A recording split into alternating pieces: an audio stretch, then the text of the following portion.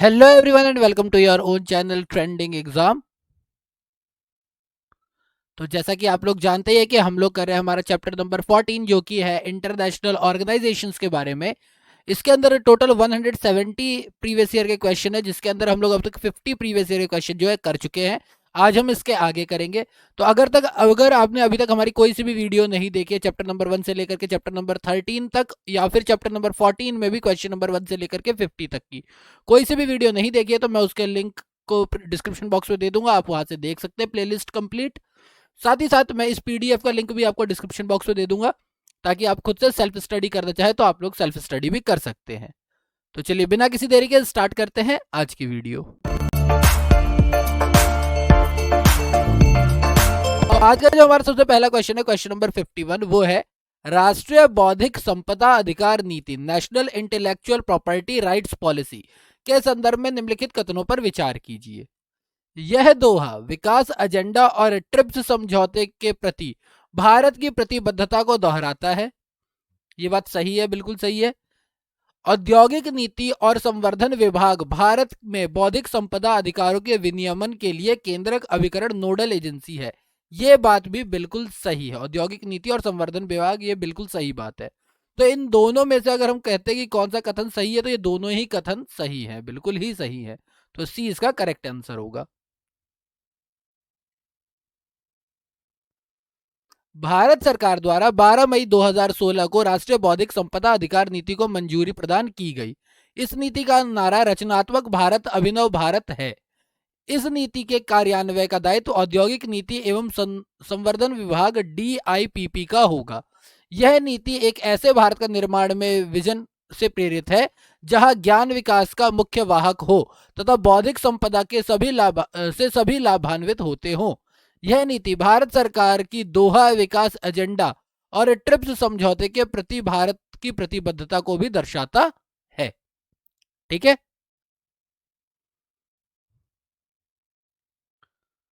Question number 52, व्यापार संबंधित निवेश उपायों ट्रिम्स के संदर्भ में निम्नलिखित कथनों में से कौन सा सही है या कौन से सही है। पहला, विदेशी निवेशकों द्वारा किए जाने वाले आयात पर परिमाणात्मक निर्बंधन निषिद्ध होते हैं। ये बात बिल्कुल सही है। ये वस्तु और सेवाओं दोनों के व्यापार से संबंधित निवेशों पर लागू होते हैं। नहीं, ये बात गलत है। यह विदेशी निवेश के नियमन से संबंधित नहीं है। ये बात बिल्कुल सही है। तो इस हिसाब से पहला और तीसरा सही है। दैट मीन्स हमारा सी जो ऑप्शन जो है वो बिल्कुल करेक्ट होगा।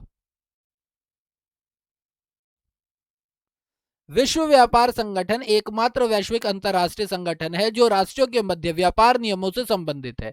WTO के समझौते इसके मूल तत्व हैं, जिन पर कई व्यापारिक देशों द्वारा बातचीत एवं हस्ताक्षर किए गए हैं, उन देशों की संसद में जिसकी पुष्टि की गई है। विश्व व्यापार संगठन में 164 सदस्य एवं 23 पर्यवेक्षक सरकारें हैं। व्यापार संबंधित निवेश उपाय जो केवल वस्तुओं के व्यापार पर लागू होता है, यह निवेश विदेशी सेवाओं की बाधाओं को दूर करने की व्यवस्था करता है और विदेशी निवेशकों द्वारा किए जाने वाले आयात का परिमाणात्मक निर्बंधन निषिद्ध करता है। इसके अतिरिक्त समझौता सुनिश्चित करता है कि सभी इकाइयां, वह देशी हो या विदेशी, एक समान समझी जाएंगी। नियमों और नीतियों के संदर्भ में किसी से कोई भेदभाव नहीं होगा। व्यापार संबंधित निवेश उपाय विदेशी निवेश के नियमन से संबंधित नहीं है। ठीक है, विदेशी निवेश से संबंधित नहीं है। नाउ क्वेश्चन नंबर 53, ट्रिम्स का पूरा नाम है trade relate income measures, trade related investment measures, trade related innovative measures, या फिर ट्रेड रिलेटेड इंसेंटिव मेजर्स। तो हमने जो प्रीवियस क्वेश्चन ही पूछा उसमें हमने पूरा निवेश के बारे में बोला है ना, तो निवेश का मतलब इन्वेस्टमेंट मेजर्स हो गया, तो इसीलिए इसका क्या हो जाएगा, बी करेक्ट आंसर होगा। ट्रिम्स विश्व व्यापार संगठन का एक समझौता है जिसका पूरा नाम trade related investment measures, trade related investment measures है। ट्रिम्स का संबंध कुछ शर्तों या प्रतिबंधों से है जो कोई देश अपने देश से विदेशी विनियोग के संबंध में लगाता है। क्वेश्चन नंबर 54, शब्द संक्षेप ट्रिप्स से क्या बनता है। व्यापार संबंधित आय उपाय, व्यापार संबंधित प्रोत्साहन उपाय, व्यापार संबंधित निवेश उपाय, व्यापार संबंधित अभिनव उपाय, उपयुक्त वैसा कोई नहीं। तो ये जो आई है, ये आई किसके लिए है? निवेश के लिए, तो निवेश वाला करेक्ट हो जाएगा, सी हमारा करेक्ट आंसर होगा। क्वेश्चन नंबर 55, दोहा जहां विश्व व्यापार संघ के मंत्रियों की बैठक आहूत की गई थी स्थित है। ये दोहा नाम की जो जगह है ये कहां पर है? बहरीन में है, कुवैत में है, कतर में है, सऊदी अरब में? तो ये है कतर में। 9 से 14 नवंबर 2001 के मध्य विश्व व्यापार संगठन डब्ल्यूटीओ के चौथे मंत्री स्तरीय सम्मेलन का आयोजन दोहा में किया गया था। दोहा खाड़ी देश कतर की राजधानी है। ठीक है, कतर की राजधानी है दोहा। क्वेश्चन नंबर 56, अंतरराष्ट्रीय व्यापार का मुख्य सुरक्षा कवच क्या है? डब्ल्यूटीओ, विश्व बैंक, आईएमएफ या आईएफसी?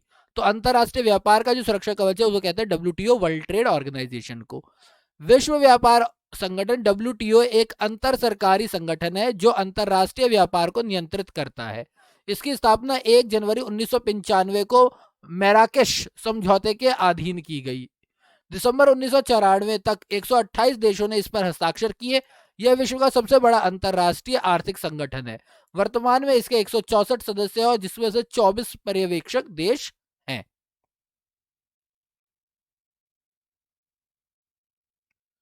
क्वेश्चन नंबर 57, विश्व व्यापार संगठन जिसका अंग है वह है, क्या है ये? अंतरराष्ट्रीय मुद्रा कोष, संयुक्त राष्ट्र संघ, या फिर एक अमेरिकी व्यापार संगठन, या फिर गैट सदस्यों द्वारा स्थापित एक अंतरराष्ट्रीय व्यापार संगठन? तो डी इसका करेक्ट है, विश्व व्यापार संगठन GATT सदस्यों द्वारा स्थापित एक अंतरराष्ट्रीय व्यापार संगठन है। वर्ष 1948 में गैट की स्थापना के पश्चात से विश्व व्यापार की संरचना एवं सदस्य राष्ट्रों की परिस्थिति में अनेक परिवर्तन हुए, जिसके कारण गैट व्यवस्था में परिवर्तन सुधार आवश्यक हो गया। इसलिए 1 जनवरी 1995 को डब्ल्यूटीओ की स्थापना की गई। इसका मुख्यालय जेनेवा, स्विट्जरलैंड में है। क्वेश्चन नंबर 58, डब्ल्यूटीओ का मुख्यालय कहां है? अभी हमने पढ़ा है जेनेवा, स्विट्जरलैंड। सीधा सीधा आंसर है, ज्यादा करने की जरूरत ही नहीं है। क्वेश्चन नंबर 59, निम्नलिखित कथनों पर विचार कीजिए। ठीक है, दिसंबर 1999 में संपन्न डब्ल्यूटीओ के मंत्रियों की बैठक असफल रही क्योंकि इसने व्यापार को जोड़ने का प्रयास किया। श्रमिक संबंधी समस्याओं से, पर्यावरण संबंधी समस्याओं से, आतंकवाद संबंधी समस्याओं से, ऋण संबंधी समस्याओं से। तो 1999 में जो डब्ल्यूटीओ की मीटिंग थी वो इसलिए थी क्योंकि इसने इसको श्रम और पर्यावरण से जोड़ने की कोशिश की थी। आतंकवाद और ऋण से इसने इसको जोड़ने की कोशिश नहीं की थी, इन दोनों से जोड़ने की कोशिश की थी, इसीलिए ये असफल रही थी। ठीक है, अमेरिकी शहर सिएटल में दिसंबर 1999 में संपन्न डब्ल्यूटीओ की तीसरी मंत्री स्तरीय बैठक में अमेरिका द्वारा श्रम संबंधी एवं पर्यावरण संबंधी समस्याओं को डब्ल्यूटीओ में जोड़ने के प्रस्ताव के कारण विकासशील देशों ने इसका विरोध किया। इन मुद्दों पर दोनों पक्षों में सहमति नहीं बन पाने के कारण यह सम्मेलन असफल रहा। क्वेश्चन नंबर 60, विवादों को सुलझाने हेतु संदर्भ बिंदु के रूप में प्रयुक्त अंतरराष्ट्रीय खाद्य सुरक्षा मानकों के संबंध में डब्ल्यूटीओ निम्नलिखित में से किसके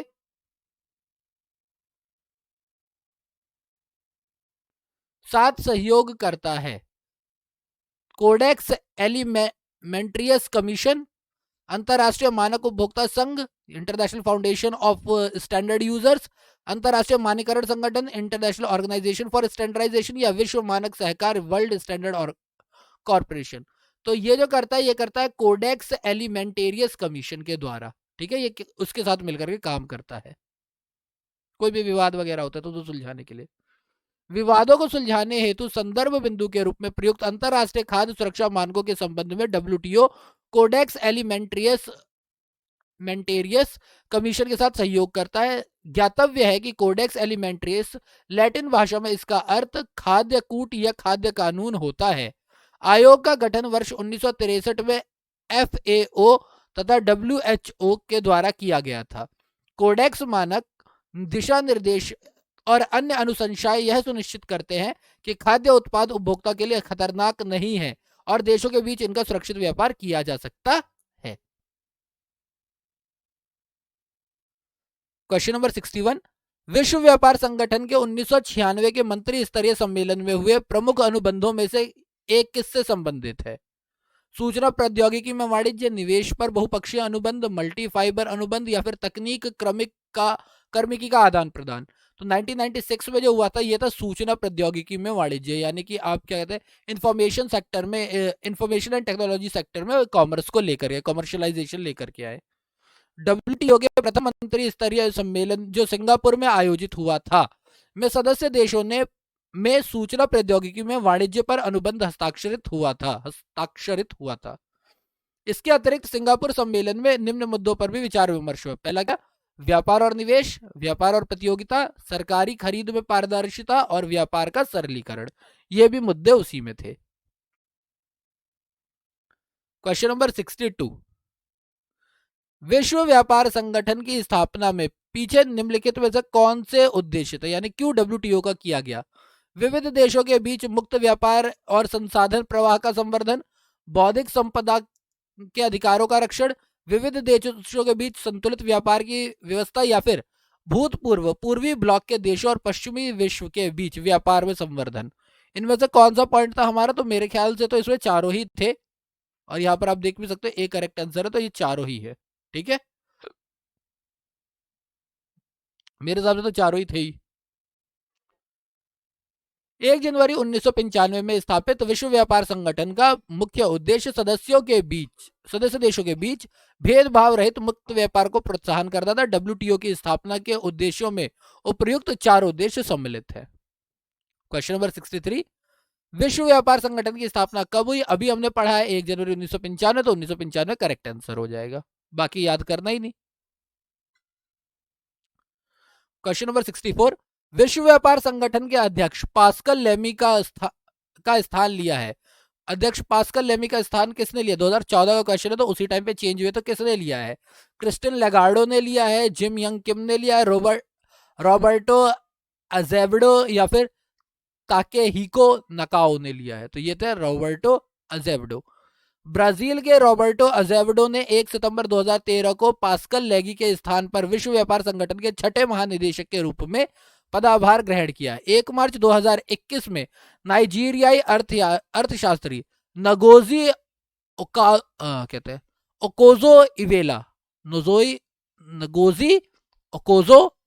इवेला ने विश्व व्यापार संगठन के महानिदेशक के रूप में पदभार ग्रहण किया है। इनका कार्यकाल 31 अगस्त 2025 को समाप्त होगा। तो अभी तो यही है, नगोजी ओकोजो इवेला।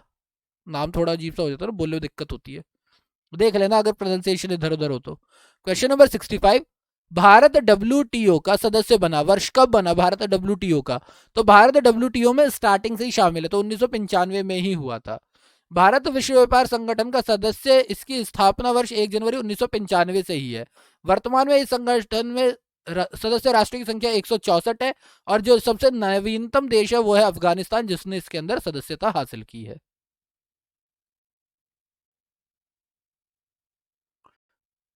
क्वेश्चन नंबर 66, निम्नलिखित में से कौन सा एक देश है जो हाल ही में 147वें सदस्य के रूप में विश्व व्यापार संगठन में शामिल हुआ?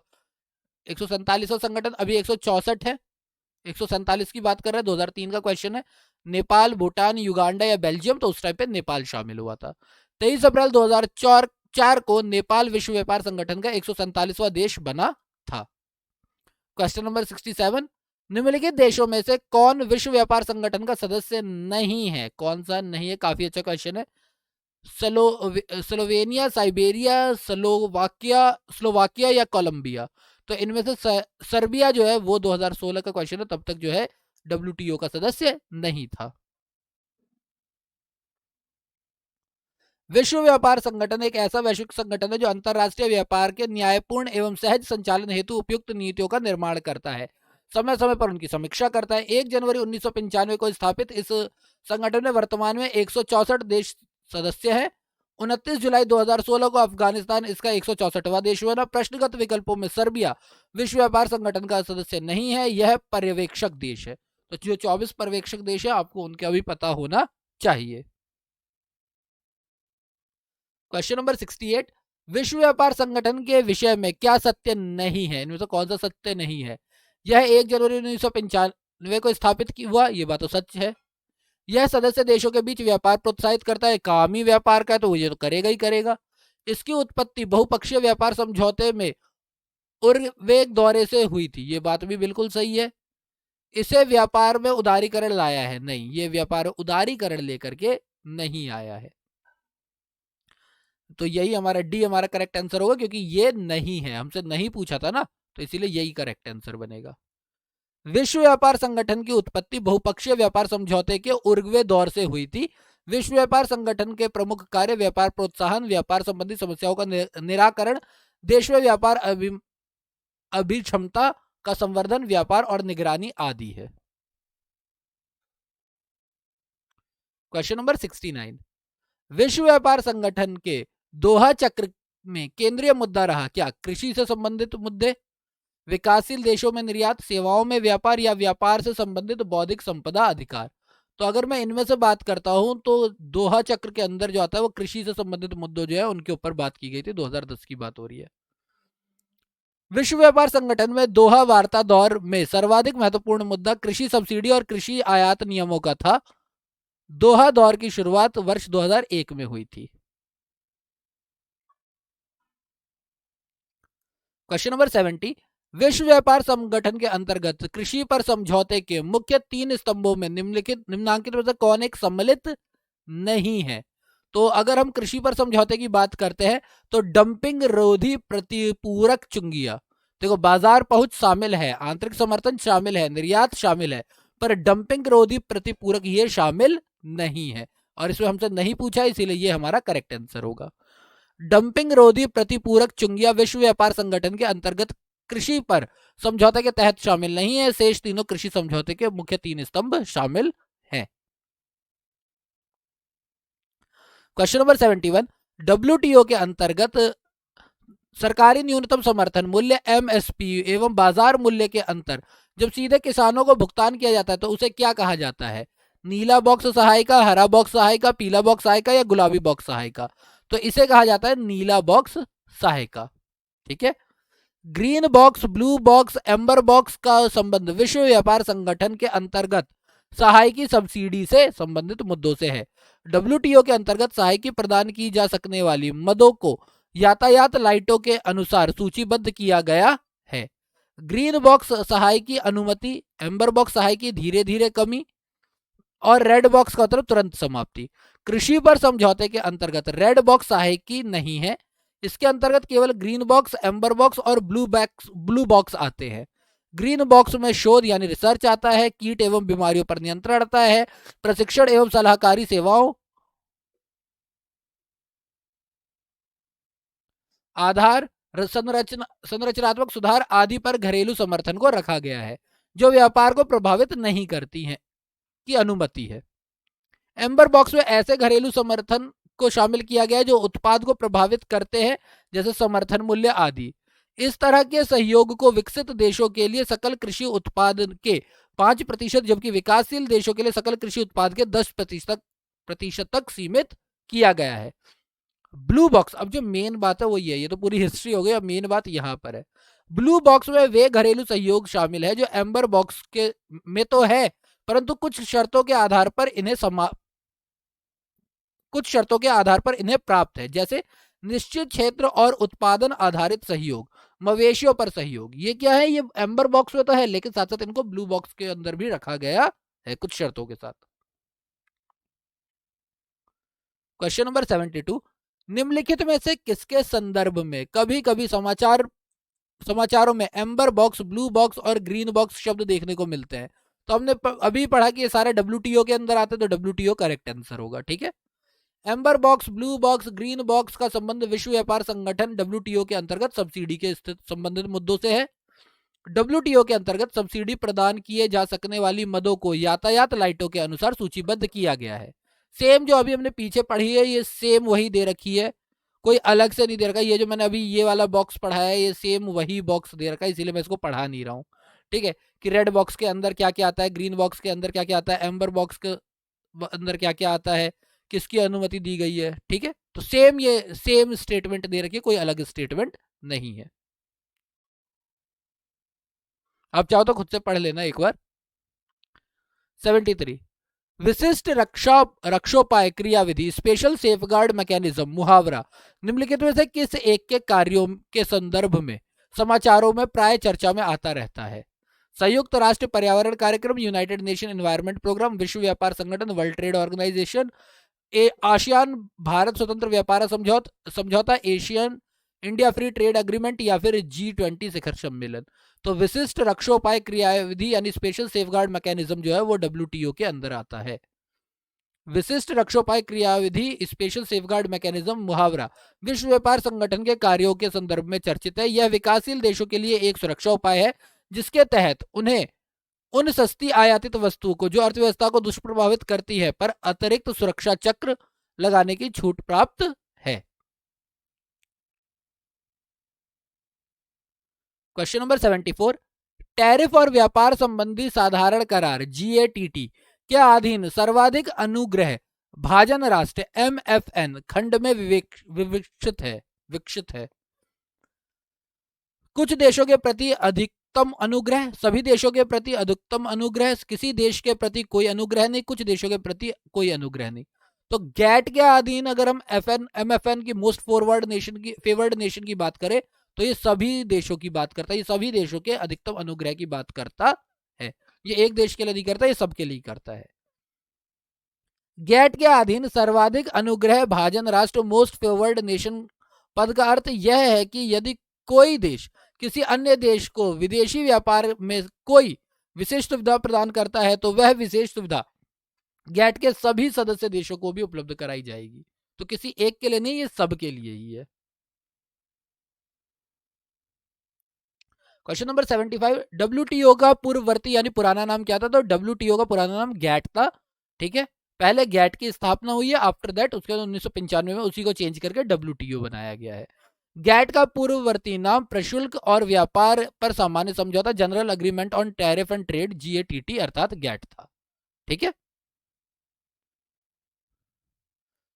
क्वेश्चन नंबर 76, भारत में माल के भौगोलिक संकेत रजिस्ट्रेशन और संरक्षण अधिनियम 1999 को निम्नलिखित में से किसके संबंधित दायित्वों के अनुपालन के लिए लागू किया गया है?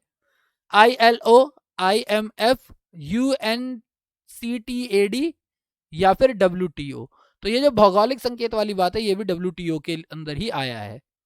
भारत में विश्व व्यापार संगठन WTO के निर्देशों के अनुरूप एक सुव्यवस्थित बौद्धिक संपदा अधिकार प्रणाली का संचालन किया जा रहा है। बौद्धिक संपदा अधिकारों को संरक्षण प्रदान करने के लिए भारत में निम्न कानून संबंध अधिनियमों को क्रियान्वित किया गया है। पहला, माल के भौगोलिक संकेत पंजीकरण और संरक्षण अधिनियम 1999, ट्रेडमार्क अधिनियम 1999 और पेटेंट अधिनियम 1970। यानी बेसिकली इंटेलेक्चुअल राइट के अंदर सारी बातें आ गई है। क्वेश्चन नंबर 77, गैट से क्या तात्पर्य है? तो गैट से तात्पर्य है Geneva agreement for trade and transport नहीं, general agreement for tariff and trade, यही है। अभी पढ़ा था ऊपर इसकी फुल फॉर्म, तो बाकी दोनों क्या ही पढ़ूं, general agreement on tariff and trade, यही है इसका।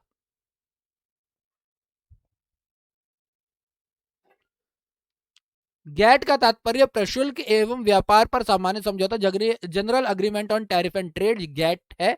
व्यापार बढ़ाने एवं प्रशुल्क घटाने के उद्देश्य से वर्ष 1947 में जेनेवा में 53 देशों की एक बैठक बुलाई गई। समझौते पर 30 देशों ने असहमति जताई थी। इस प्रकार 23 देशों के मध्य हुए समझौते के आधार पर 1 जनवरी 1948 से गैट क्रियाशील हो गया। ठीक है, क्वेश्चन नंबर 78, गैट कार्यालय कब और कहां स्थापित किया गया? तो गैट किया गया था जिनेवा में, जहां पर WTO का भी है, जिनेवा 1948। ठीक है,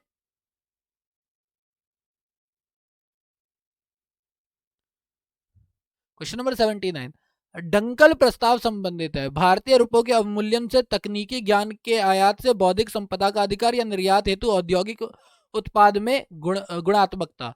तो डंकल जो है वो बौद्धिक संपदा इंटेलेक्चुअल प्रॉपर्टी के ऊपर बात करता है। प्रशुल्क एवं व्यापार पर सामान्य समझौता general agreement on tariff and trade GATT अर्थात गैट वार्ताओं के 8वें दौर उर्ग्वे दौर की वार्ता में गतिरोध हो जाने पर दिसंबर 1990 में ब्रुसेल्स में वार्ता भंग हो गई। दिसंबर 1991 में गैट के तत्कालीन महानिदेशक आर्थर डंकल ने उर्ग्वे दौर का एक अंतिम प्रारूप जो डंकल प्रारूप कहलाया प्रस्तुत किया। डंकल प्रारूप में अन्य बातों, सेवा और निवेश के साथ साथ व्यापार संबंधी बौद्धिक संपत्ति अधिकार, trade related intellectual property rights, trips को भी शामिल किया गया था।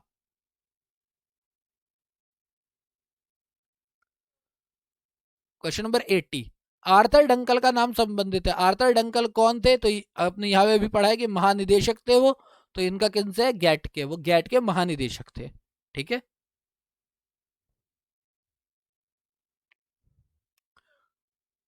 क्वेश्चन नंबर 81, डंकल प्रस्तावों के विषय में निम्नलिखित में से कौन सा या कौन से कथन सही है?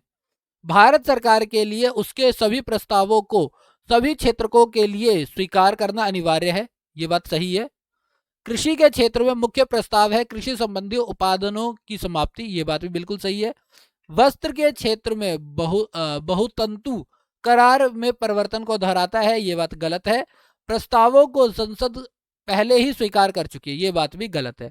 तो पहला और दूसरा ही सही है इसके बारे में, तो इसलिए बी हमारा करेक्ट आंसर होगा। गैट के 8वें दौर, जिसे उर्ग्वे दौर कहा जाता है, कि वार्ता में गतिरोध उत्पन्न हो गया।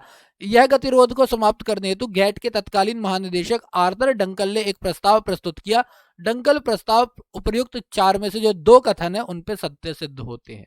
तो चार में से दो वाले जो थे स्टार्टिंग के दो, वो उनके लिए इंपॉर्टेंट थे। क्वेश्चन नंबर 82, व्यापार संबंधी बौद्धिक संपत्ति अधिकारों में निम्न विषय क्या क्या है? व्यापार मार्ग का औद्योगिक परिरूप, भौगोलिक संकेत, श्रमिक मानक। तो श्रमिक मानक जो है इसके अंदर नहीं आता है, बाकी ये तीनों आते हैं। ठीक है। तो अगर ये नहीं आता है तो डी तो हो ही नहीं सकता, तो इस हिसाब से सी हमारा करेक्ट आंसर होगा।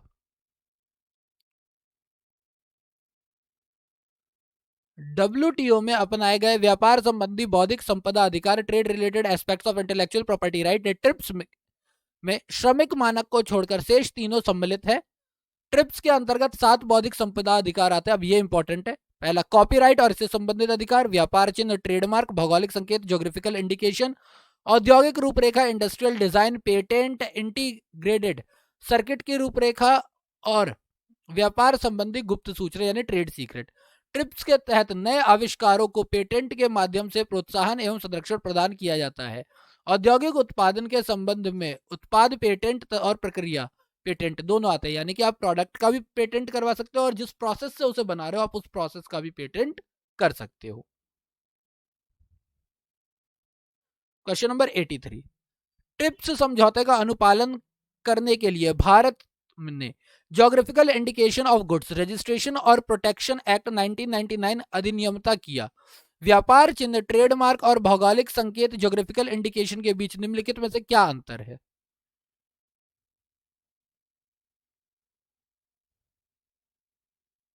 व्यापार चिन्ह किसी व्यक्ति या कंपनी का अधिकार है, जबकि भौगोलिक संकेत किसी एक समुदाय का अधिकार है। यह बात बिल्कुल करेक्ट है। व्यापार चिन्ह को अनुज्ञप्त किया जा सकता है, जबकि भौगोलिक संकेत को अनुज्ञप्त नहीं किया जा सकता। यह बात भी करेक्ट है।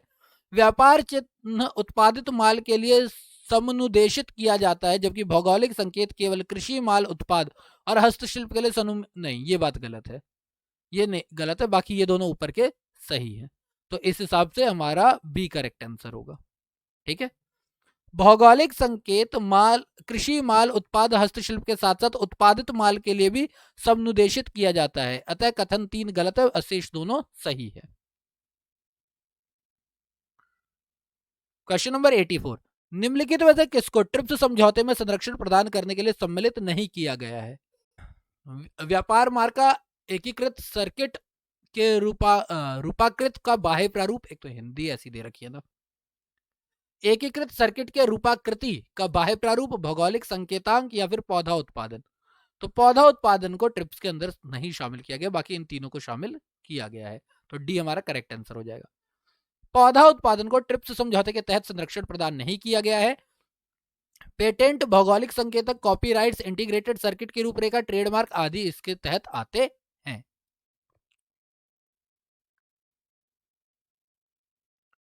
क्वेश्चन नंबर 85, निम्न कथनों पर विचार कीजिए। विश्व व्यापार संगठन के दायित्वों में भारत के कृषि क्षेत्र के उत्पादन में कमी करना आवश्यक नहीं है, यह बात गलत है। भारत एक विकासशील देश है, तो बचपन से पढ़ते हुए आ रहे हैं, ये कहां से गलत हो जाएगा? ये तो बचपन से ही पढ़ते हुए आ रहे हैं। तो इसका मतलब ए गलत है, तो यानी ये और ये ऑप्शन तो खत्म ही हो गए। ए गलत है यानी ये भी खत्म हो गया, यही करेक्ट आंसर है। ठीक है।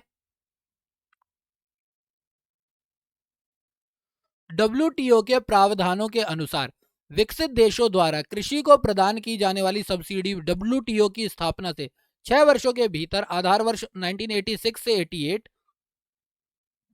20% तक, जबकि विकासशील देशों को 10 वर्षों के भीतर 13% तक कमी करना अनिवार्य है। अतः कथन असत्य है जबकि कारण सत्य है, तो यानी ए गलत था और आर सही था। Question number 88, agreement on agriculture, agreement on the application of sanitary and phytosanitary measures, agreement on application sanitary and phytosanitary measures और पीस क्लॉज प्राय शब्द प्राय समाचारों में आते हैं, किस मामले के अंतर्गत आते हैं? खाद्य एवं कृषि संगठन, जलवायु परिवर्तन एवं संयुक्त राष्ट्र की रूपरेखा, विश्व व्यापार संगठन या संयुक्त राष्ट्र पर्यावरण कार्यक्रम। तो ये भी आते हैं विश्व व्यापार संगठन। एग्रीमेंट ऑन एग्रीकल्चर एओए, ये सब इसी के अंदर आते हैं। Agreement on agriculture, agreement on the application of sanitary and phytosanitary measures और पीस क्लॉज, ये सारे के सारे डब्ल्यूटीओ वर्ल्ड ट्रेड ऑर्गेनाइजेशन से संबंधित हैं। क्वेश्चन नंबर 87, कथन संयुक्त राज्य अमेरिका ने विकासशील देशों द्वारा आईएलओ परिपाटियों का पालन न किए जाने पर उनके विरुद्ध विश्व व्यापार संगठन से अनुशासित कार्यवाही करने की धमकी दी है। यह बात बिल्कुल सही है। संयुक्त राष्ट्र अमेरिका ने स्वयं को आईएलओ परिपाटियों को स्वीकृत एवं क्रियान्वित किया है। नहीं, ये बात गलत है, खुद से नहीं किया है उसने। तो इसका मतलब हो गया ये दोनों तो हो ही नहीं सकते, और इसमें आर सही है तो ये भी नहीं हो सकता, सिर्फ सी वाला सही होगा। ठीक है। संयुक्त राज्य अमेरिका श्रम मानकों को लेकर विकासशील देशों पर दबाव बनाए रहता है, जबकि स्वयं अमेरिका को श्रम मानकों के परिपालन के प्रति असंवेदनशील है। यानी वो सबके ऊपर प्रेशर डालता है लेकिन खुद कोई उसका काम नहीं करता, खुद बिल्कुल नहीं ध्यान देता उस पर। यह कथन, इसीलिए कथन सत्य और कारण असत्य है। तो अमेरिका की तो वैसे भी हमेशा से रही ना, वो अपनी चलाता है, कहीं किसी और की थोड़ी ना सुनता है। क्वेश्चन नंबर 88, निम्नलिखित में से किस समूह के सभी 4 देश G20 के सदस्य हैं? तो इसके लिए आपको G20 के सारे देशों के नाम याद होने चाहिए। तो इसके अंदर जो है अर्जेंटीना, मैक्सिको, दक्षिण अफ्रीका और तुर्की, ये चारों के चारों शामिल हैं। बाकी इन तीनों में शामिल नहीं है। कौन कौन से नहीं है वो अभी आपको पता चल जाएगा। G20 विश्व की 20 प्रमुख अर्थव्यवस्थाओं के वित्त मंत्रियों और केंद्रीय बैंक के गवर्नर्स का एक संगठन है, जिसमें 19 देश और यूरोपीय संघ शामिल है। G20 की स्थापना वर्ष 1999 में की गई। G20 संगठन के सदस्य कौन कौन से हैं? देखो, संयुक्त राज्य अमेरिका है, अर्जेंटीना है, ऑस्ट्रेलिया है, ब्राजील, कनाडा, चीन, France, Germany, Bharat, Indonesia, Italy, Japan, Mexico, रूस, सऊदी अरब, दक्षिण अफ्रीका, दक्षिण कोरिया, तुर्की, यूनाइटेड किंगडम और यूरोपियन संघ है। ठीक है, तो आप यहां से देख सकते हो कि केवल ए ही करेक्ट है। क्लियर। चलिए आते हैं क्वेश्चन नंबर 89। क्वेश्चन नंबर 89, किस वर्ष भारत प्रतिष्ठित G20 फोरम की अध्यक्षता करेगा? यानी कौन से साल ये G20 करेगा? तो ये क्वेश्चन 2016 का है, क्योंकि हमारे हिसाब से अब तो वो कर चुका है, वह 2018 में किया था भारत ने। विश्व की लगभग 2/3 जनसंख्या वैश्विक सकल घरेलू उत्पाद के 85% तथा वैश्विक व्यापार के 75% की हिस्सेदारी के साथ G20 अंतर्राष्ट्रीय आर्थिक और वित्तीय मुद्दों पर वैश्विक सहयोग के लिए 19 प्रमुख देश और यूरोपीय संघ का एक मंच है। इसकी स्थापना 1999 में हुई, जिसका प्रमुख उद्देश्य विश्व अर्थव्यवस्था से संबंधित प्रमुख आर्थिक मुद्दों पर विचार विमर्श तथा नीतिगत निर्णय के लिए विश्व के औद्योगिक एवं विकासशील देशों को एक मंच पर लाना रहा है। प्रश्नकाल में ऐसी चर्चा थी कि भारत वर्ष 2018 में प्रतिष्ठित G20 फोरम की अध्यक्षता करेगा, परंतु उस समय इसकी कोई आधिकारिक घोषणा नहीं हुई थी। वर्ष 2018 में अर्जेंटीना द्वारा इसकी अध्यक्षता की गई। वर्ष 2020 में सऊदी अरब द्वारा इसकी अध्यक्षता की गई, जो कि 2021 में इटली ने की। वर्ष 2022 में इंडोनेशिया करेगा। वर्ष 2023 में बात है कि भारत करेगा, और 24 में ब्राजील द्वारा इसकी अध्यक्षता की जाएगी।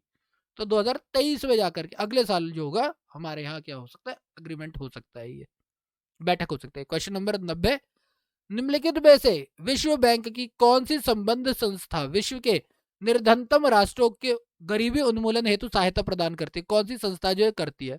अंतरराष्ट्रीय वित्त निगम, अंतरराष्ट्रीय विकास संघ, बहुपक्षीय निवेश गारंटी एजेंसी या फिर बहुपक्षीय निवेश गारंटी एजेंसी या अंतरराष्ट्रीय मौद्रिक कोष। तो जो गरीबी उन्मूलन हेतु देता है वो है अंतरराष्ट्रीय विकास संघ। ठीक है, आईडीए इंटरनेशनल डेवलपमेंट, इसको हम लोग सॉफ्ट विंडो भी कहते हैं ना, सॉफ्ट लोन विंडो। अंतरराष्ट्रीय विकास संघ आईडीए की स्थापना 24 सितंबर 1960 को उदार शर्तों पर ऋण देने के उद्देश्य से विश्व बैंक की एक पूरक इकाई के रूप में की हुई थी। इसका प्रमुख उद्देश्य विश्व के निर्धनतम देशों को गरीबी एवं असमानता में कमी लाने, आर्थिक विकास को बढ़ाने और लोगों के जीवन स्तर में सुधार लाने वाले कार्यक्रमों हेतु ऋण एवं अनुदान देना है। ठीक, तो आज हम लोगों ने क्वेश्चन नंबर 51 से लेकर के 90 तक कंप्लीट कर लिया, 40 क्वेश्चन कर लिया। अब ले दे करके 80 क्वेश्चन और बचे हैं जो कि हम लोग 2 पार्ट्स में कंप्लीट कर लेंगे। तो अगर आपको वीडियो अच्छी लगी हो तो प्लीज़ वीडियो को लाइक करना, अगर आप चाहते हो कि हमारी रीच और पहुंचे तो प्लीज़ वीडियो को शेयर करें और साथ ही साथ चैनल को सब्सक्राइब करें ताकि आप लोगों को भी लेटेस्ट वीडियोस जो है वो मिलती रहे, अपडेट मिलती रहे साथ ही साथ। बाकी अगर आपके पास मेरे लिए कोई कंप्लेन है, कोई एडवाइस है, कोई सजेशन है तो प्लीज़ मुझे बताएं ताकि मैं अपनी वीडियोज़ को और ज़्यादा इंटरेक्टिव बना सकूँ। एंड बाकी तो यही कहूँगा, स्टे सेफ, बी सेफ, अपना ख्याल रखिए। तीसरी वेव आ चुकी है तो अपना ख्याल रखिए, इम्यूनिटी का ध्यान रखिए, पढ़ते रहिए। Thank you for your time.